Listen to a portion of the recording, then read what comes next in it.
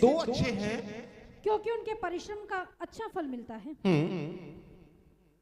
क्योंकि यदि उनमें से एक गिरे तो दूसरा उसको उठाएगा। ठीक है, एक गिरे दूसरा उठाएगा, यानी के दो इकट्ठे तो हों, क्योंकि परमेश्वर का वचन कहता है दो जन जहां मिलकर प्रार्थना करते हो ग्रहण की जाती है। बहुत सी और भी बातें हैं उसमें, लेकिन दो जन यहां है। मैं जो आपको सिखा रहा हूं थोड़ा सा टेढ़ा सिखा रहा हूं, उस बात को समझिएगा कि दो जन इकट्ठे हो लेकिन एका ना करें।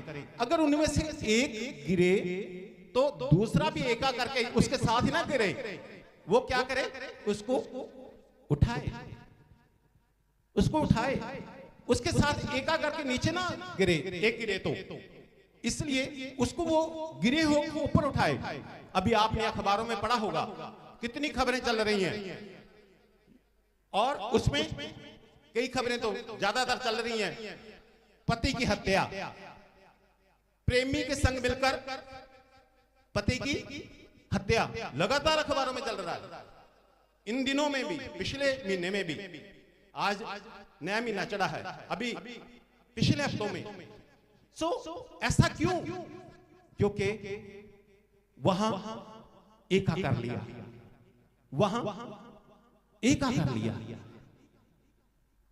किसी की पत्नी ने किसी के साथ एका कर लिया, और एका करके फैसला किया कि उसने एका कर कहा मेरे पति को मार देते हैं, और उसने कहा हाँ हाँ सही है मार देते हैं। दोनों ने एका कर लिया, और एका करके वो इस घिनौना जो कार्य है उसको किया। परमेश्वर के लोग एका ना करें, बुराई के लिए कभी भी एका ना करें, बुराई के लिए कभी भी एका ना करें। दो जन इकट्ठे होते हैं, कॉलेज में दो जन इकट्ठे होते हैं, कहीं पर भी इकट्ठे होते हैं, एक दूसरे के साथ मेल मिलाप होता है, कोई बात नहीं। लेकिन जब एक गिरे, बुराई में गिरे, तो दूसरा उसके साथ बुराई में ना गिरे।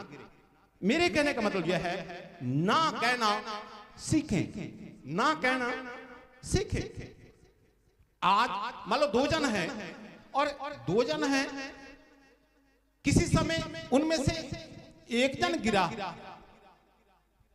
और दूसरे ने एका नहीं किया कि ठीक है मैं भी गिर जाता हूं तेरे साथ ही, उसने उस गिरे को ऊपर उठाया।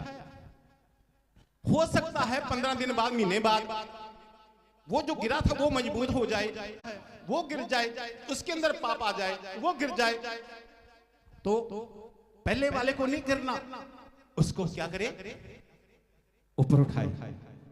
हालेलुया।